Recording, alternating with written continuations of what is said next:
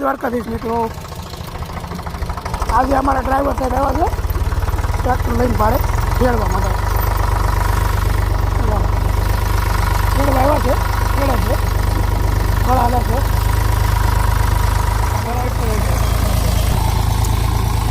Tractor ડ્રાઈવરો મોજમાં હોય છે, પણ કોપીરાઇટના હિસાબે ગીત બીત કંઈ વગાડ્યું નથી, નકર ગીતે વગાડતા હોય બધા ડ્રાઈવરો. આ રીતનું ખેડાતો જાય મળે.